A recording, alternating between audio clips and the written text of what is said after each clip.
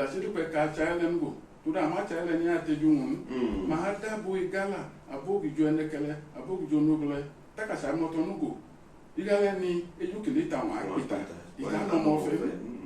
Abe kuma no male ma wa igale kuja ne gala dengi ni ka se pedo local government mela. Amune shine ke wa kwampa, manike wa ko manike wa kwa bejukulu, manike wa ko jane ngodu ki gala de. Taka jibe ma de do ya no do da gene ke gude ma de boni ma di mo ma di bayelsa me ma di dan no ane lefu manike wunyi fikele ma wa pita wene ke ajo fata ki chik meni oja ina ma gbita gbale la de che ki chi ti o fa ta ga lo fi dupe ki do mo icha ne ti aja ta anya pita icho wanya pita ni ta ma pa ohun si me no ja ina ma gbita gbale de ekide ma mutane makan ma merudu makan ona ma nikela niki ma ne ronwe junu ke anene ihe nene ma la do hiun ta bogu jo anwojo abeku ma mojo yojun ma jani to ene ki yunka ki ma to papa abe ki chego ma ki te de be ha chabe ma den ekide ko akida be ha ala zaki da ele akanere jun ma kalolo ma kawa ma ka pe to then my legs como oloka and the reju du pe do mota oka ugbo ma pu wata oka amoka kede fo ata ijojoji no wewe ijojoji kede ofa ajo fo ya abajo fe kibo amajo fe kibo domo ele da oto ele da oyi amajo fe kibo domo e ma cheji da oto eji da oyi bete ya ata chelu elu da oto elu da ohi imara chata galan inene du ki o ma kofe ki akoka e aye ba nyowo ki won atelele enya ni ki nya rele na ni ki telele bakata galan alike igalan go ni ma bogu o chelu to ai ka ke mu ise elu ki ma chele ene ki ajo fa ata kekilia onle won ado aidu kwa anyai jata bobolo itatan ma de kele do wa ata omon la je na okude chen kilia foje ki kabi nya ju sara cha do run le o fe che omume akọ fe la omule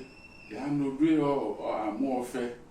ki gbohun ikele a odu amu ofe le won la cha aidu kwa anyai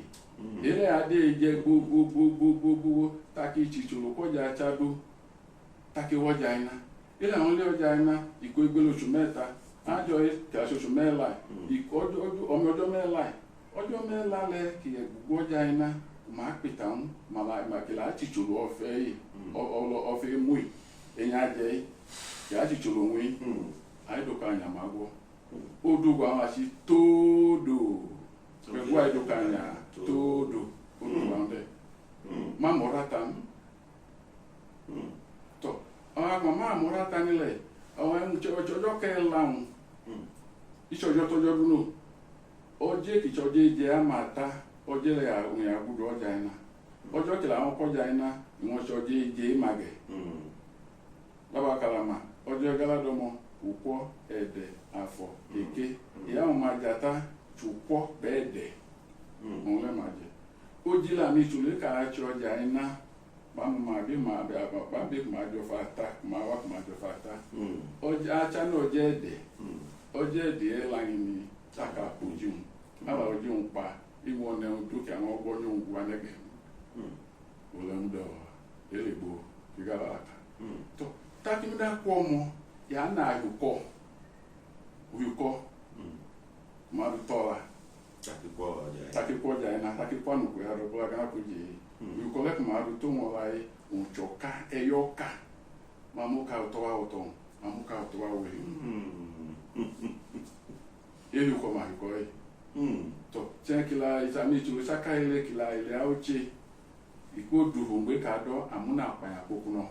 iko du ko mo abi ma cha iteun ma nwa iteun che abi ma cha lede ma cha lede won mo abi ma cha iteun ko mo ma won cha iteun babi adoku gbogbo ba teto mi ikado aji yoloko ma ite un sha tomo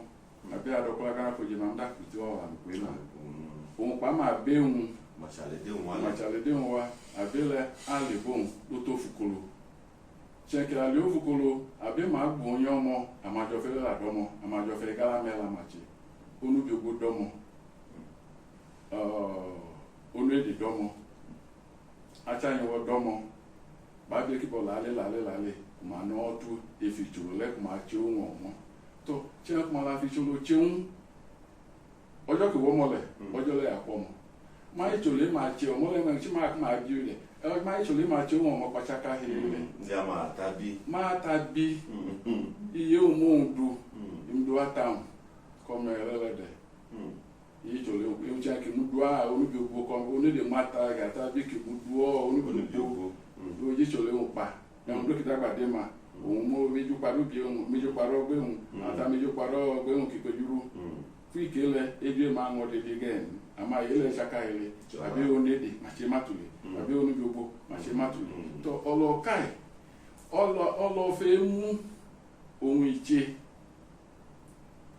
àbí màá kẹ́mẹ́ yín wọn ṣaka ilé ìkélẹ̀ bí màmú jìyẹ káàdù tó wọ́ bí màmú jìyẹ káàdù tó wọ́n wọ́ kìlọ̀ fukolo onídè hubi onídè làwọn tọ́ kìmudu onubiogbo pàmò àbẹ ohun máa ìtsòlè ohun tí ohun ṣaka ilé ẹ máa àmọ́ onójì máa má dọ́ bámi àmọ́ onójì in particular máa má dọ́ máa mọ́lá ata ọmọlẹ̀ máa nyẹ dànù ọmọlẹ̀ máa nyẹ tsakawọn ọmọlẹ̀ máa nyẹ fẹ̀wọn ọmọlẹ̀ máa dòdòbò yìí tọ́fà ọmọlẹ̀ máa kámọ̀ kámẹ́lẹ̀ kíbọ̀ yìí òun máa kó yán ọwọ́ tọ̀ máa mú kó yán ọwọ́ máa mú kó yán ọ̀fà máa mú kó yán ọwọ́ máa mọ́ tàdíà máa mú ẹlẹ́gbẹ̀rẹ̀ bámi ọ̀tsaka hẹ́ẹ́rẹ́ kìtsàmẹ́ ŋọ́ fẹ́ èyà ta gbogbo máa nyé ŋkó dẹ̀ tẹ́ máa tse ŋkó mọ́lẹ̀ ó dún òmùrí dà ìmúrí àkó àyẹ̀dó ká ànyà tọ́ ata ìgálà ó dún gba òmùrí dà wí tóódò àti agaba ìdù agaba tsole ìdù làtsọkọ so ọ̀fẹ́ ata ìtsọ ọkọ̀ pọ̀ ya ọkọ̀ kò le òmìtsẹ́dẹ́ ọ̀hún lẹ́ka òmìtsẹ́ lẹ́ka ẹ̀ ǹtí máa gbóhùn agaba ìdù yìí dẹ̀ abókàmẹ́ náà agaba pé pa ìdù mú pa so agaba ǹtsọ́lé ìdù làtsọkọ yèjì máa ẹ̀ dàmá òun máa gbó ata ìgálà yìí agaba ìdù. tó àbí ìgálà mẹ́la yìí ẹ̀ ń tún pé ma efi ọ̀fẹ́ àtà pé ma kà máa tse ifọ̀ àtà yìí agba ene nuga la machi nelile laba ku keje odo ha ele o fe ata igala ku ma je cho fe gala de laba ku la won keka al ka buteje wida ide ma do ila lo ga buteje abe ko wa krebuma tabe igala mela amano jane abe igala mela le amana ne gala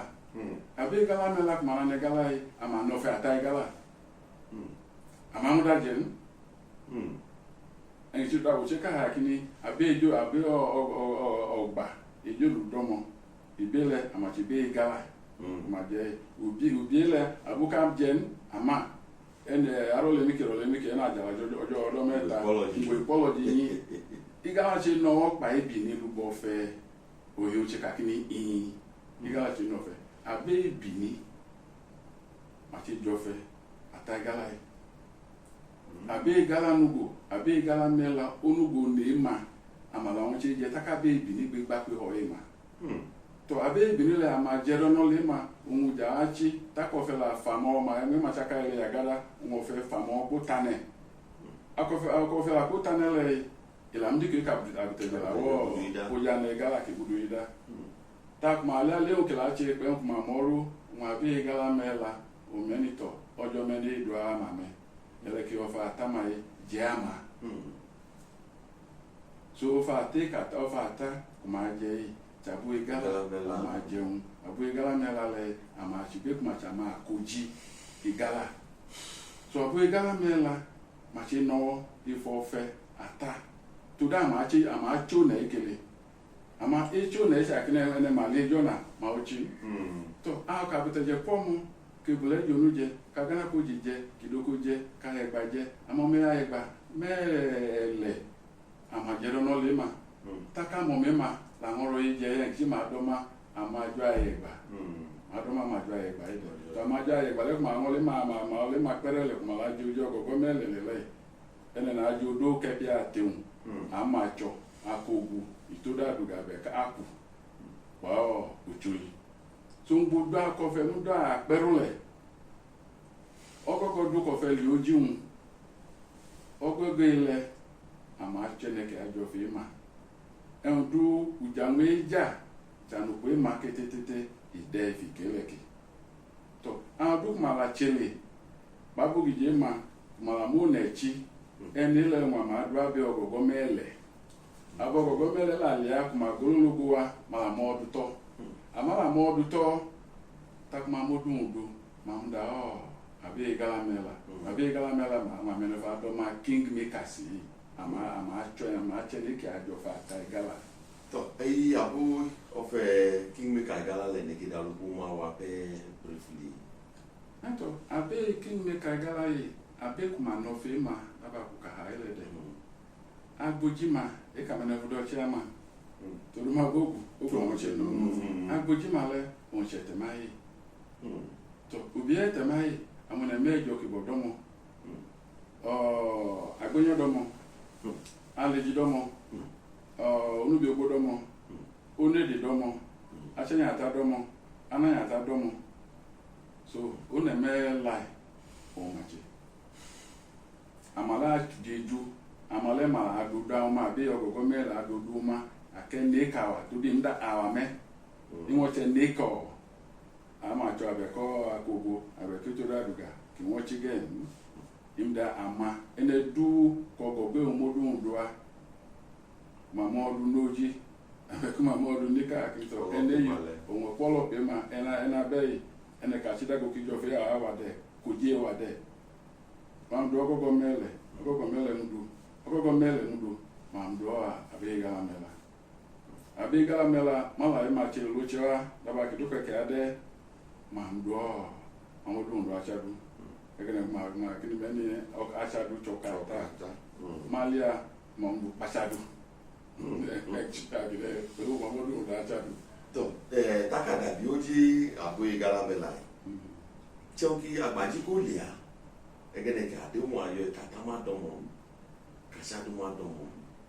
uja na igala ene bi feki ya gbuje ofe ata chofe ki domo chofe ugbebele mo leje inene du daba ki de alo ogwe wa balo ogwe akuma jofe atale atana kuji ata mabini ene ke buko jiunde ile imagine ki jofa atan ne duki ngone ke bujo pete ata gala angichile ama ona mani katala tama domoni daba ka kala kai bekira ba kala de fikiri ka de fun wi iche mo mama iche no atama domoni atadomo ajofe domoni ajofe domo ene ki jofe chona ichele ofe nugo ichona ichele ene la le gudo ofe ma le gudo ofe ale gudo ene ki jofe na se kele gudo nke onle ya ile to akofe domole en du pe ma che kofe le du pe ke ache ifiko ti ko du ki ko onle ya abe kuma jofe ile abe kuma no fe ile le amani cholo kuma ache so agba amolop mele ene ki mola o mate no lai wechi bote o mi chi bote o machi gbogbo awa evi ona machi bote ola ma olopu gbo eli ka kini efi dupe kofi atakilo to agba ejeli amu iku wa otakide hole ka ko abe kini ka gba yi won mama ne ki ko ni mama ne ki gba ni machi numa malache nibe ya no na mache we male inona alu kuma cheun male igale no pa omi achale opan chejo akidupe kuma chele chichichi ide to ako ma okwe ofe pe ubi kamoma ayegba mele ma jofe ronole ma amo me ma chama jo ayegba yi maro eje a okile tako gogo ehun ile ma da ele ni opana se ayegba idomon al ka mo me ino pepe to al ko npomo ka mo me un melele ma jero no le ma o ma bele ma chama jo ayegba yi o ma ro eje goja te ma Roger Botolima. Roger Botolima ojú kẹ́pì. Akidede. Tó chenku kẹ́pì ká pomo ojú kẹ́pì na yalo. Aile ile ki wọ́n dé ingom dakbi bok ma chalepo. Tó alo ma jeli lei on la cha ma cho. Abele ma do ma cho. Icha ma abe akogu, abele ma do ma akogu. To abe ajaku amale ma adoma dola dugaye chen kama komo take aliojo abe o kepi ojuri be kama jamaju ojuri akidede ife jebote ma jebote ola mai ate ki lo tita lai inolopo gokunku ate ki dupe ki wa gbe oguje ate che ka lo chili ọwọ́ gbòdú pẹ̀kẹ́ àlòtó ìfẹ́ yìí. Ó fẹ́ alójó ọ̀gùn bẹ̀kí tradition mu. Jẹ́ kó fẹ́ kó jẹ́ ajó jùlí, ó jí ajó àmàjọ òun lẹ́ àlọ́. Akẹ́ àdẹ́lẹ́lẹ́ ó fẹ́ tó jẹ́ àmàjọ òun ìdájọ́. Akidale ki ebuneji igwinu kokoro ichochu kada ichochu meji de ichochu meta de kitegbu gbawa bikata cholo kola ite batakata te katoga de uchi bikeneke gwa mbo agala ijududu aboku madupe ma gbogbo fele machi de na aboku madupe ma jo fele we kedu ame madupa ma cha kedu ochaka bodu mate na tacha mo mai machi ibekeneke do ma cha mai mate na ta ba aboku ma gbogbo cholo fe machi ibekeneke do ma oji manike hola karomuka kanike wilomoji to aba ene kande iche ene ogbo gaga iche latini ogbo achaka hele ofa tanugo kuma jeje che nkene ka ma pomo ni ene keji ne ke wa ni to che nkene ka la pomo iche ni choro kidupe kuma che ke amdunga akini ene che pomo me Mamala chicholo le jali ni abeki kuma chekpata ni ila adunga kini enele nugo ikomotan cheki ma komotan ni opretele itovu ene ni anikira ku bia gojun to ene ki koma lo kala kai ha icholo kidupe kuma che ubikiloi ma ocheme mala ochefereju dabal komima polo pemi ifene ki jofa do ko agana poji wani ki lojo na biun kuma cho gbo ne wani ki che obiun icholo egweji iye ne ki jofa ta ogbe adoko agana poji ma se setan todo akofa te je se ni cholo le abele ekwomu abeke egwejun won je ni cholo aku kidedu pe kuma waka ma ke ka jali tan icholo ka dokola kana ko jedu pe ke ache ohun ya se jali tan egwejinu go kuma ji ma je ji jali tan ale ka dale ma kapu che ma aku ka ichoni cholo kuma che ta kuma che cha ni oje egwa to icholo je gwai ichi icholo keke ohun iche atanugo ya atache ne keke iche imonajo inofe du kitofa te igalali wabo igala oganolu igen icholo egwe je ne kijofa ta ichi icholo keke ochu ojo mela igbele se ta lele ojo mela won ma du tane o mana gboji ne ka jofa ta ojo mela ohun iche takuma agbegoji nugu ene ki awa ke adu akini to emi ki dai dupe kuma agoji todu taka ido kanya ki ko jaina inene ki ya bodo kuta tane akini ako eloyo ojo titala ko eda ku biwa ngo kuma ela do da shire ọjà iná mọ́lẹ̀ tó cho ijanki ko lalia ene le won ti be o ibe achado ogbe jo ma kuma chide che ko nlia ohun awa rodu odu madu goji achado ogbe ohun awa rodu yane che ke odu de iro yane lulin temi mi teche abu chakale kuma do mo kuma chi tolo chaka hele akpita teneduni ejo la lenedun to di habele chaka hele no pomo che ke tolo unchi to iko karo men ma goji ma akere ba pata ona mi mani ka pata ido mo inde butu kedo dugu ya do no odun le to di tolo un le kiche achado ogbe ìjòlé òkè àti chola dokola gana koji ale àti ìlàsí na kinubi takama àti ìjòlé le ohun kì á sì ìjòlé le ìjọ ma jata ìṣe ní yà jọ ma dokola gana koji àmà ìjòlé òkè àti le ìmá àti òun lẹ́kẹ́ àti ní ìwọ̀n nẹ́nẹ́ dúkì wọ́n lè kéje ní. máa ṣe lẹ́dú tán. èyí lẹ́nu kò má ṣe ní. tọ́ àmọ́ máa ṣe ní ó jí kò máa rò ká bẹ́ẹ̀ adọ́kọ́lá gana koji kò máa kú ọjọ́ mẹ́la àbẹ́ adọ́kọ́lá gana koji gbé ìwòjì dú tán. Taki bote gwedwa mama jo mera utanek mo ojigwa ma abe agwa doa abe agwale ama ehoji se ama wa kwo ma fe hoji kwo mama okoloduma e ko le mama che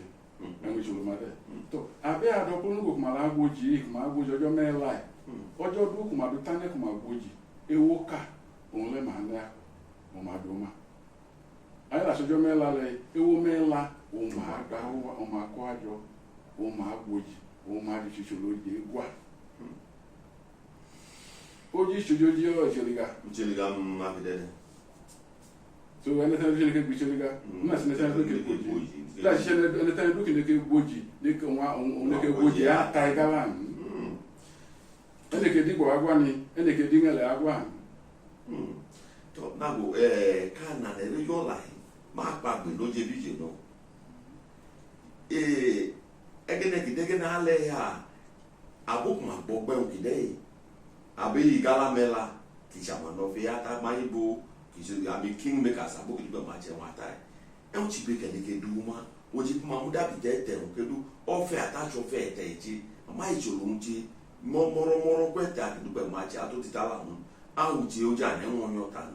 e un ti be kene ke du ma mu da bi ati cho lo kuma cha nti kwa ba kwa ne walo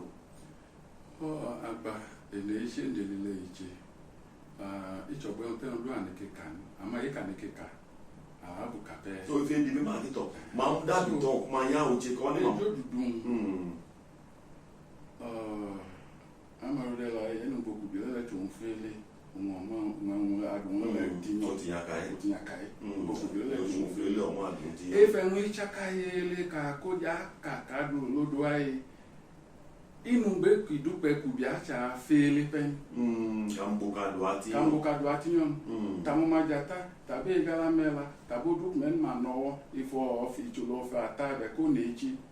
efe nwi chakale ka ko ja ka da ki ma ko ja chi inu gbo kubi cha fele pen takamboka watiyon to idupe ka bola anyiga ajagigile akito enwiyo kimada be no kana kinubi kimada be ni de idu kwa mu to da je no lopu igala si achene mo lopu achene mo ogu achene kuma chem and du kuma checheche te igbele te abile wa e mama cheteju ni ya teju and shikale never many do it right do it well and do it even on time. Alright? Ame ole chaka ele ha abuchi. Daba komima. Achichi. Au kama achenile ya dupe ka ada kubitubi. Kene na ada kubitete gute un. kene kinya bola waniga kam go komi akar am go komi papo taka mene ki puna wawa amemi chaka ile idupe ka chitelu to da belele olofe achineke kale ama taka la kaha ina idupe ka chin taka la cheha ina boru pategu kidevun machine chaka ile ami chiki bo achema ami aja chema ami bina chema amonuwa chema ama kechi nugo ma chema taki la arale ki anete taki on kita go paka idupe mai kun paka ewai ache o chaile me idaele ko mi mano to daele tamo majata tabi ko fe danu pe mai be ajo amacho ti abi o abi igala mela ki chamani no fe tabi achadu tudu abi chakaile amachibe ogu kidefo lo fa taika and because you don't matter man do fa taide tak ma do fa taide mai ma chepa la chakini achelibo a kidupe ke ademe daba kula kai ngbe ma chichulo egbe jinugo ma chile ko mi ma turu ne ka lo ba mi weekend ma chen to aba atetuba kane gala kira kia abugala chakanji bekeneke biwa timoto to bijo igala akale ki anyoba kane gala ke anyoba to tako ane gala a beju do se kakini a biojebi omi a biojebi todo igale ni ira eluche akila ara ilona ikole ogba ya buruchi ọmọ gala ọmọ mi sekele ene gala ọmọ mi sekele ofe ko mi je ni go cho fe gala ọmọ e machi enyo gala ọmọ le na teni omi agugbo fa akanu won atota che ba kan ko to so ya dupe ka chanwa wo lewa abeki ka chaja mo la amenwi ka tete che gbogbo aye kwe kabe ati kabe kenwi la dabe ha abi da joy che ki ma da dupe ke adeni en nubi ki ma da elen abachi en la che dupe ka chi ejo dudun osugbe lojo ola won tugbe lojo abe gala chachaka he no gbogbo ma to ka do ga no iche gala chiche kojo chi on le chi ojo kila chiche gala e kila chi onyi che gala e ojo che gala yin paka se onyi gbali o ja ne gala nugo inu chuja o ndu chuja ne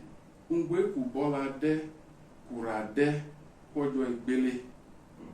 eyin pa lo ajale toruko na meju ja se kakini ma won ke mani maja mamba mada mama ene kijabi ilama to awon ichaka ile kachigala yo akudage wa da ajo ojo se yin wa nana tailele ene kojo yin ki gbogba efe rekoda kojo kuku ile iboka kun ije ki boka kun lele oba won otu ngoki to gere ami aje na ma gba ilo meji amele gbogba to la amele ba ke kele mo je betewu ebe yi ka gba ila tewu tako ka gba tekeji le chen ka be ka pa ma ti bodi ni ayin ni oja ni Nigeria yi kama onyo ba neta le ichu je ebe unle wa matewin matane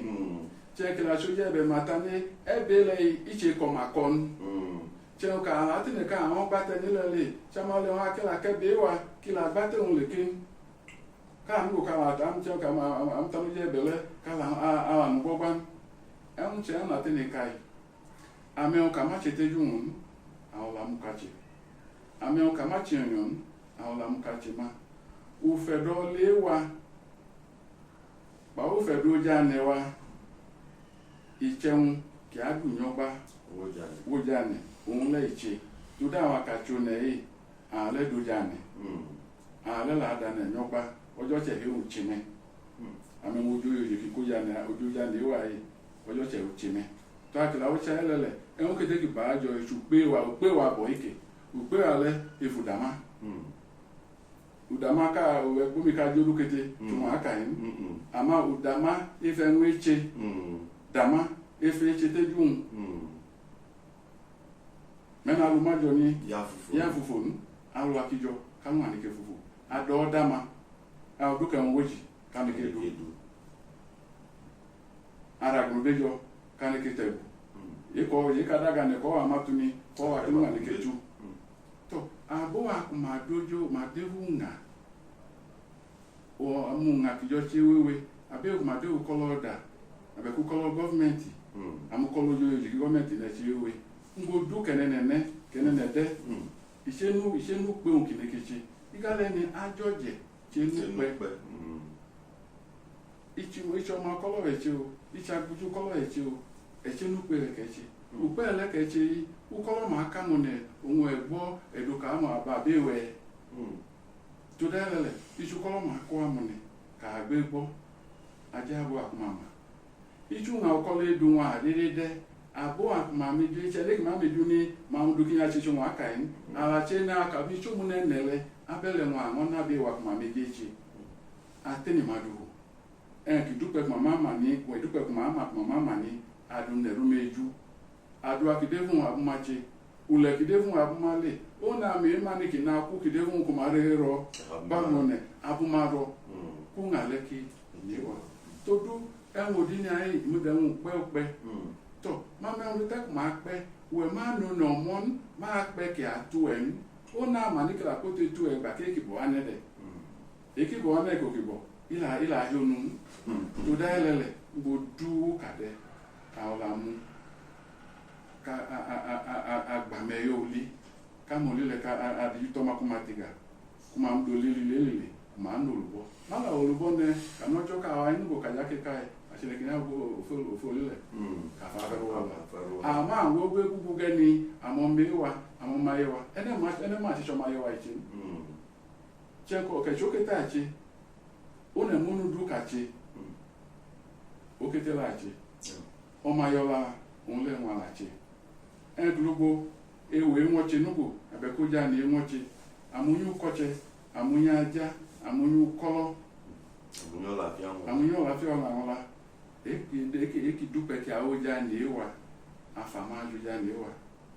ami chiki bodo ma fa loto jema anu ka fa oje ewa ache dungam ama ade dungam ni ache ma bo ma dungam oja chichewa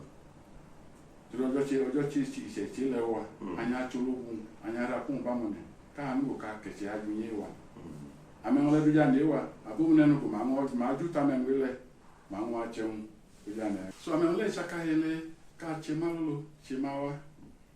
ka kama mukolo ju ya ju ja ne wa to abi mama ne ke su kole ne fun icha ja ma anya abi ma to na aja abe ki chukolo ko che enwa mi je che puju ko le ma akumajo ona okoche nle egele ma do skill acquisition ni kuma koche kuma ne keche polema bana mo ache to jane e wa nu be ma ka o my gala uni chunyi uni chokolo akocho aldu kide ka makini che nu be kako le on la tubo boju wa ka on che da kubite ewoja na enwoche abu ekmajomo ma jeleun uwe nugo emi dakwitomo jeleun ka be ko cheke ma na gbada ide nugo kale ka chaile adu fedo mola atenola ife nwe mechi ngodu ko na chere icho wa aronyo isera aronyo arere ko na kibi to ala mo la lo ka chadua kojo ki me be bodu ojanewa kojo ki mu bola do ojanewa kojo ki mura do ojanea ami ache chen ka ne rame enwenyo onwa ojane aka enwenyo la wale aile ya wa manyu emna me jukuru jane ewe kiro ipade enyolia iratoko ojo ma be beche ni imdenwe bene ama wa manyu amenwe icheche ko kame ati ni jo ado àmọ́ ọjọ́ kí jẹ́ kí dáyé lẹ́gẹ́ ọjọ́ kí jẹ́ kí ṣe èèyàn ńlẹ̀wọ̀n alẹ́ tọ́ kúnyàn tẹlifíṣàn ìwẹ̀ yìí ìjẹun líle ńlẹ̀ ohun ìṣe wa ìyẹ́nẹ ìṣe ògbégbé ilẹ̀ jẹun kẹ̀mí ìwẹ̀ mẹ́ni gálẹ́ ló nẹ̀ wéhùn kẹ́ ajẹ máa kí ga ọkẹ́ ajá lóhun a kì í ṣe ìwẹ̀ yìí òun ẹ̀dùn ṣèkù wá wa kàtà bí ìwẹ̀ yìí iṣẹ́ ẹ̀nẹ̀ mú náà jọ ẹ̀ yà kí màmá mi mú náà bẹ́ẹ̀ lu àná òun ṣe yẹ máa kí máa lábẹ́ bá kẹ́ra ṣe ìnìyẹn ní òun kó dọ́ ẹ̀ ní òun lẹ ilé àyànṣe ilé àgbọ̀ agami ají mànà agami ají agama kéṣi àbó ìṣàkálẹ̀ sàmàbó àmàṣe àmọ́ ìdábẹ́ kálẹ̀ wà ṣojú yé ma àgbàdé àpamọ́ àgbàdé àdẹ́pọ̀ lé wa àgbàdé máa da ẹ lẹ́nu àmì àdíṣe mọ́ máa yé hùn àmọ́ akéṣe ṣe mọ́ máa yé hùn àwọn kàṣígálà nùgbò yà á dúpẹ́ ká mà mọ́ máa yé wa ká jẹun wá mọ́ máa yé wa káwọn máa yé wa nígbò kú máa nẹ ẹnẹ ní òun kẹ́ á jẹ ẹnẹ káàdì kéjì ọ̀gọ̀ràn so akidede gbódú kọ́ náà dẹ́ka mà anya rọnyụ anya rere nyụ igbe ka arụjinyu ka obi wọla wala kola abụọ medunyi agi kola kide ọrụ la nga gbokwe mi ete ola nga gba me ko mbo ifole kide na mu wewe ko ma gbo mata na tulugbo ofe ataigala ane de o me kide o le ya gene se akidi ma chugbe ne ki chete un ai ke gbokun e o jile ka me na ko yin otakida inikechi aka ma gbọ ụnga maka ịma mete nwanyị ịma na ịba ka dute kpa mbụ gị jụọ ma mete nwa n'aka ọhịa ọla ịgala ya takpakwani egene ka gbọị ewolugbo kedu ihe agụ anyị na meoke kọchekwa egwu emigide echigbo ka ale kate enini enedemune taka duche ekwoji aidu aṅụ bi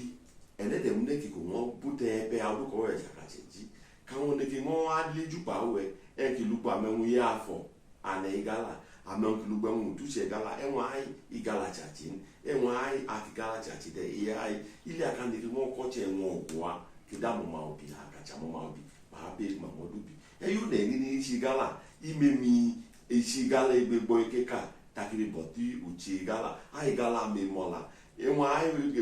iko abe imacha jujeun iko ai ma jujeun ola ai ma ka okoro amenwai ba mo na ma kemi ko lute ogbanede mune kene ke ichuru kapa wa ojo ki mo la iwe dujiji okofe ki popo taji ofe ki pepo je agene ke ma ye ni wan ke pe ko bi akola pa we ojo ki dunyo gbe tabele be gba mi ale ka de ndere dem de ko jo ke jo ade studio URTV na